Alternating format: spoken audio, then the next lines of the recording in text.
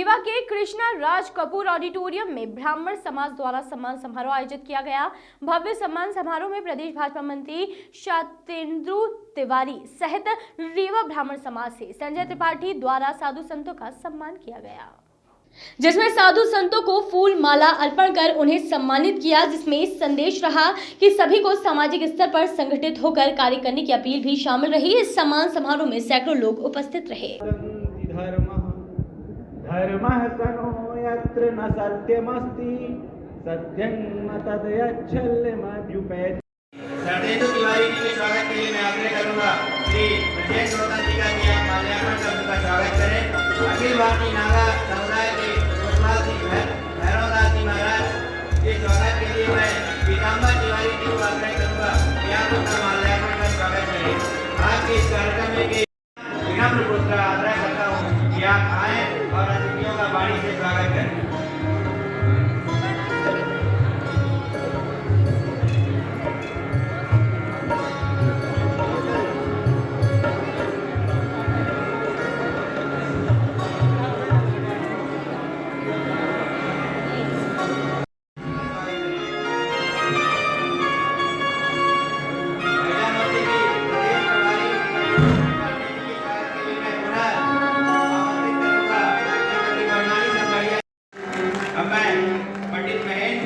आग्रह करूंगा कि आज के इस कार्यक्रम के विशिष्ट अतिथि पंडित सत्येंद्र तिवारी जी का माल्यार्पण कर स्वागत करेंगे।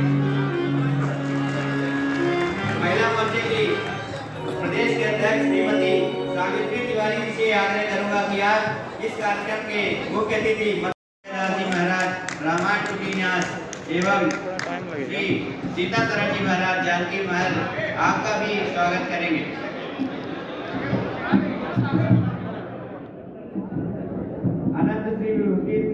विष्णु प्रपन्नाचार्य जी बैकुंठ धाम आरोपी जी का भी माल्यार्पण कर स्वागत करेंगे एवं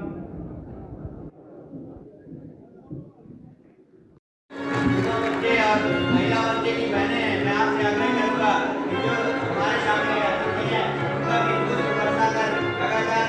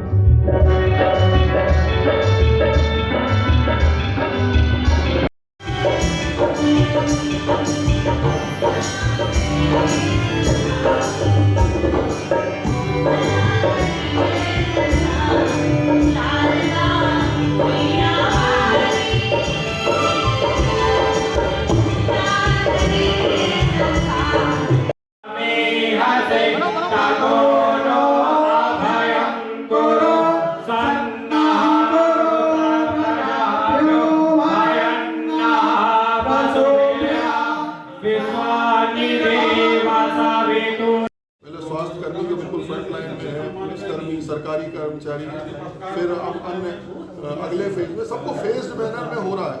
एकदम से घबराहट में, क्योंकि उसमें उसकी प्रक्रिया है, 45 दिन का कोर्स है, 3 बार का टीका लग रहा है, सबके रिकॉर्ड रखने हैं, तो एक व्यवस्थित तरीके से हम उसको करेंगे और स्वस्थ भारत रहेगा। इसका विश्वास मुझे मोदी जी का नहीं। अभी बजट में एम्स अस्पताल खोलने का भी कई एम्स अस्पताल खोलने जाएंगे। विंध्य प्रदेश में एम्स अस्पताल क्या सौगात मिलेगी? भी केवल भोपाल है, सबको भाग के जाना पड़ता है। देखिए आगे पीछे तो होगा, लेकिन अभी प्रदेशों में ही अभी खुलना शुरू हुआ है। पिछली सरकारों ने तो केवल एक दिल्ली में खोल के रखी थी। हमारी सरकार आने के बाद हमने उसको एम्स जैसी संस्थान को पूरे देश में फैलाने का मन बनाया और आगे आने वाले समय में सुपर स्पेशलिटी हमारे पास है, आया है, लेकिन हमको नागपुर और भोपाल जाना नहीं। देखिए अपने यहाँ भी सुपर स्पेशलिटी है और धीरे धीरे बड़े संस्थान भी जो है वो व्यापक स्तर पर लोगों की पहुँच में आए। मुंबई ट्रेन सिर्फ और सिर्फ इसलिए है कि यहाँ के मरीज वहाँ चले जाएं इलाज कराने के लिए। सुपर स्पेशलिटी बनने से नागपुर जाने वाले रोगियों की संख्या बढ़ी है। हार्ट के मरीजों को कमी आई है और इसको भी और मजबूत कर दिया। हमारा इंफ्रास्ट्रक्चर छोटी जगहों का जितना अच्छा होता जाए उसमें अभी एक छोटी बात नहीं कि रीवा जैसे शहर में सुपर स्पेशलिटी होना चाहिए।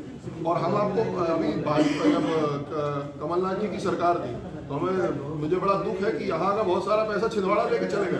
अब हम फिर से उसको गति देंगे। यहाँ पर जो है यहाँ का पूरा पैसा सुपर स्पेशलिटी का बहुत सारा वो छिंदवाड़ा लेके चले गए। नहीं, सौभाग्य है कि वहाँ थोड़ा हो गया, लेकिन देखिए इसका, अरे मैं आपको बताऊं इलाज नहीं होगा। 120 करोड़ रुपए तो दे दिया, 14 करोड़ पेंडिंग था। वो जब भगे जा रहे थे तो हमें उसका उद्घाटन करेंगे। आप भाई रिकॉर्ड में का बहुत हुआ नहीं है।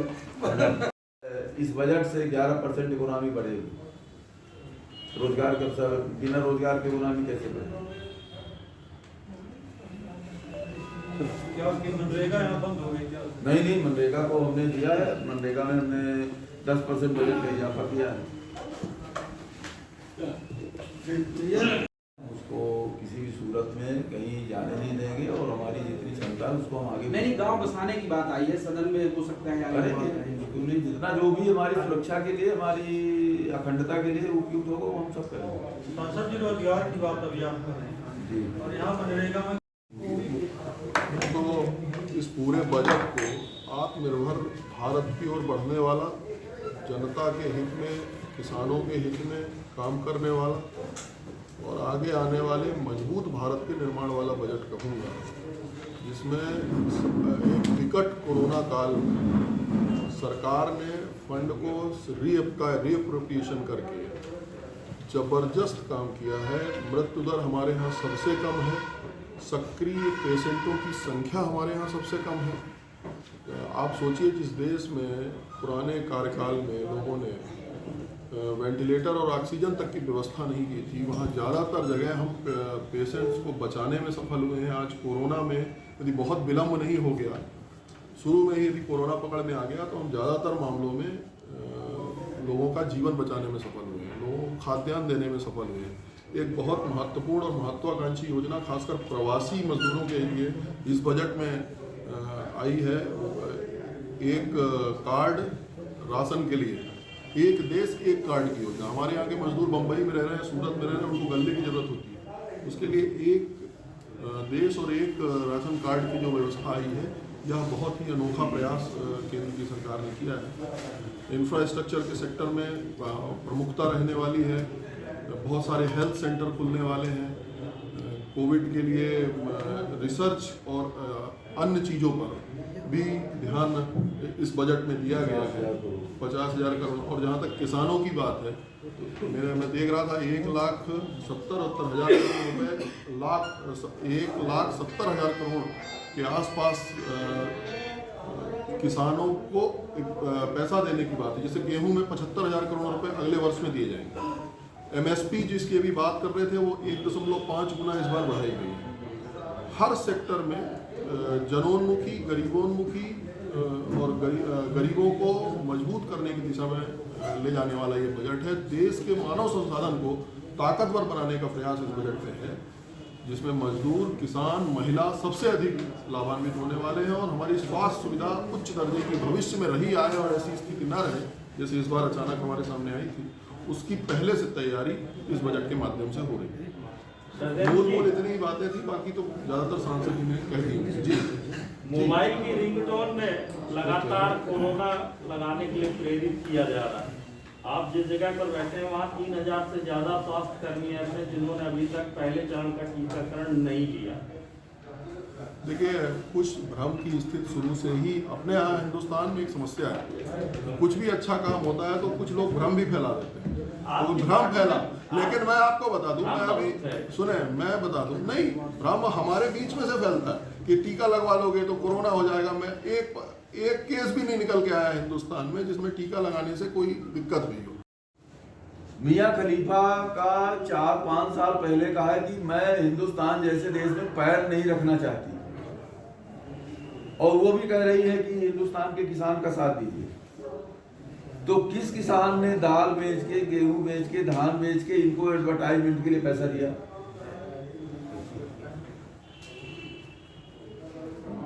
तो इसको भी तो देखना पड़ेगा ना। और ये किसान समझ रहा है, ये जो ताकतें हैं जो उसको रैना को 18,000 करोड़ रुपए दे रही है, खनवर्ग को जो पराली का विरोध करती है और पराली के समर्थन में ट्वीट कर रही है, मियाँ खलीफा जो कह रही है कि हम भारत में पैर, इतना गंदा देश हम पैर नहीं रखना चाहते, तो जो जिसको भारत से इतनी घृणा है मियाँ खलीफा को कि हम भारत में पैर नहीं रखना चाहते, अब वो भारत के किसानों के लिए खलीफा बन के खड़ी है। तो इन चीजों को भी तो ध्यान देना पड़ेगा और इस चीज को समझ रहा है, इस चीज को इस देश का किसान भी समझ रहा है। और इसीलिए नहीं तो जितना बड़ा कल के ही आंदोलन की आप बात करें तो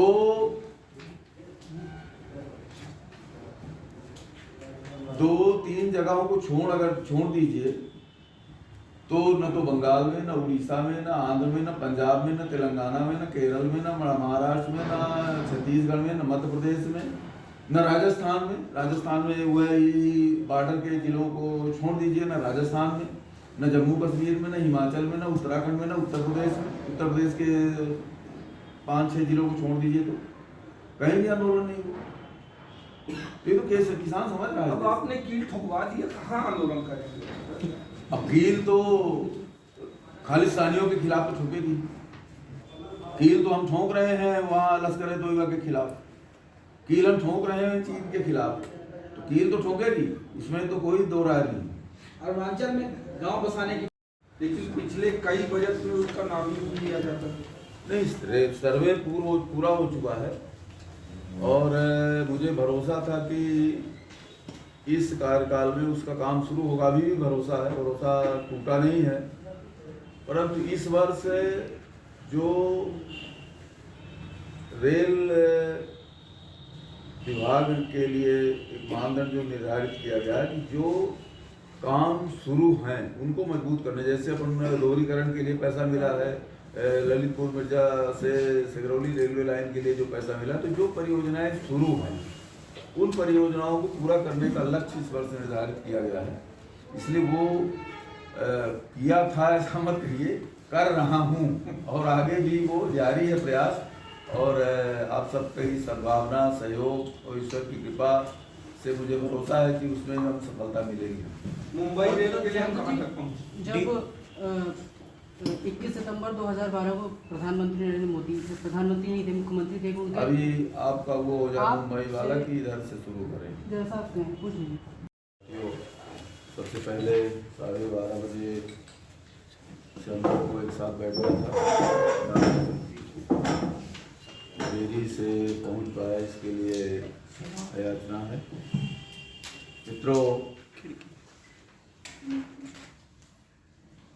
कोरोना की इस विषम परिस्थिति में जबकि सारी दुनिया की अर्थव्यवस्था बहुत ही गिरावट की ओर है और भारत की अर्थव्यवस्था भी -24 तक गई। आप इस सबके कोई नई बात नहीं है, लेकिन और इसमें हमें आप सबको, पूरे देश को ये आशंका थी कि देश में आर्थिक स्थिति को उठाने के लिए कोरोना सेस लगेगा, टैक्स बहुत भारी मात्रा में लगेंगे, लेकिन प्रधानमंत्री जी के दृढ़ संकल्प और उनके मार्गदर्शन पर वित्त मंत्री जी ने जो बजट पेश किया उसमें किसी भी प्रकार के नए टैक्स नहीं लगे। ये सारी दुनिया इसको, इस बजट को आश्चर्य के दृष्टि देख रही कि इतनी भारी आर्थिक तंगी के बावजूद भी भारत सरकार ने एक पैसे का भी कोरोना सेस नहीं लगाया। हमने बजट के माध्यम से अर्थव्यवस्था को उबारने के लिए और रोजगारों के सृजन के लिए आधारभूत संरचनाओं के निर्माण पर जोर दिया है। और इस बजट में चाहे वो सड़क का मामला हो, रेल का हो, हवाई अड्डों का हो, बीमा क्षेत्र का हो या हवाई जहाज के क्षेत्र का हो, रक्षा उत्पादन का मामला हो, कपड़े उद्योग को बढ़ावा देने की स्थिति हो या पुराने वाहनों को सड़क से हटा के उनके रिसाइकलिंग का मामला हो, स्क्रैचिंग का मामला, इन सबको दृष्टिगत रख करके और यहाँ से हमने रोजगार सृजन का करने का निश्चय किया इस बजट के माध्यम से। और इससे तत्कालिक रोजगार पैदा होगा, सड़क बनना शुरू होगी तो उसमें मजदूर से लेकर के और उद्योग तक को बल मिलेगा। पुराने वाहनों को हटा करके और उनसे जो स्टील है, एल्युमिनियम है, तांबा है, उसको निकाल करके और फिर से रिसाइकिल करके और उन्हें एक मूल्यवान धातु के रूप में फिर से परिवर्तित कर उनके माध्यम से फिर से वाहनों का निर्माण करने की जो नीति अपनाई है, उससे ऑटोमोबाइल सेक्टर में ही 50,000 रोजगार पैदा होंगे और करीब 15,000 करोड़ रुपए आएंगे। तो इस तरह से मैंने एक उदाहरण में दे रहा हूँ। बाकी स्वास्थ्य के क्षेत्र में जिस तरह से 137% का इजाफा हुआ बजट में, वो अपने आप में अभूतपूर्व है। वो केवल स्वास्थ्य सेवाओं में ही नहीं, उसमें भी रोजगार का सृजन होगा। कृषि के क्षेत्र में एक ऐसी अफवाह फैली कि बजट को पढ़ने की तुरंत बाद जो लोगों के कमेंट आए क्यों तो जो है पेट्रोल और डीजल में टैक्स लगा दिया है, इसलिए पेट्रोल और डीजल की कीमतें बढ़ेंगी सेस के माध्यम से। पर आपने देखा कि 1 नए पैसे की वृद्धि पेट्रोल और डीजल में नहीं हुई और वो जो 4% का सेस। वॉइस ऑफ राइट्स के लिए रीवा से नीतेश सिंह गहरवाल की रिपोर्ट।